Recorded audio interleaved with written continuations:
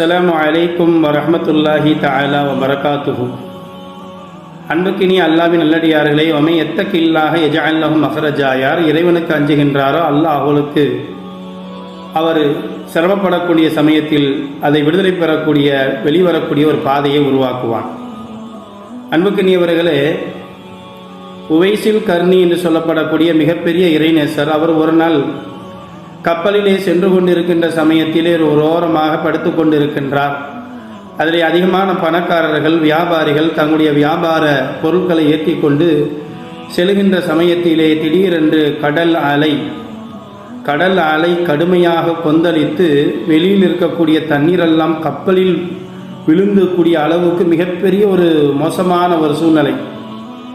ஐஸ்னாமின் அன்புசீனா அம்வாலினா, அவர்கள் சொன்னார்கள், எங்கள் உயிரும் எங்கள் பொருளும் இதிலே இறந்து விடுவோமோ அழிந்து விடுவோமோ என்றெல்லாம் நாங்கள் நினைத்தோம்.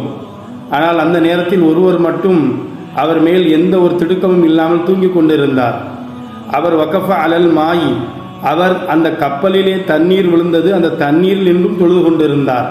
நாங்கள் புரிந்து கொண்டு அவரிடத்தில் கேட்டோம், நீங்கள் யார்? நான் தான் உவைசுல் கர்ணி.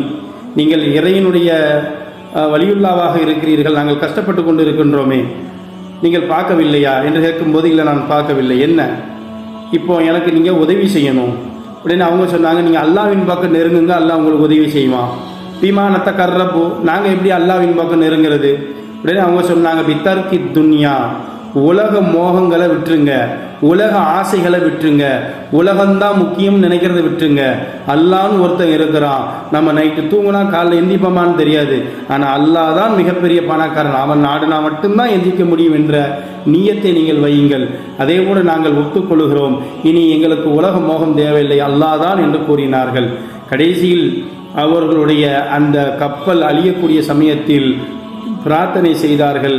இறைவன் ஜல்ல சுப்ஹானஹு வ தஆலா கப்பலை மட்டும் மூழ்க வைத்தான், இவர்கள் அருகாமையில் இருக்கக்கூடிய கரையிலே ஒதுங்கக்கூடிய பாக்கியத்தை அல்லாஹ் கொடுத்தான். இவர்கள் சொன்னார்கள், அந்த கப்பலிலே எங்கள் பொருள் மட்டுமல்ல, ஏழைகளுக்கு கொடுக்க வேண்டிய இன்னொரு பொருளும் மதீனாவுக்கு கொண்டு போக செல்ல வேண்டியது இருக்கிறது, அதுவும் அழிந்து விட்டது.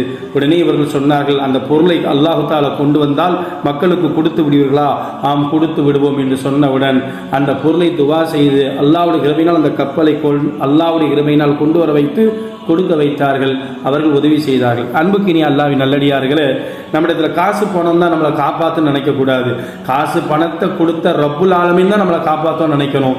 அல்லாஹ் அந்த தௌஃபீக்கை தருவானாக. அஸ்ஸலாமு அலைக்கும் வரஹ்மத்துல்லாஹி தஆலா வபரகாத்துஹு.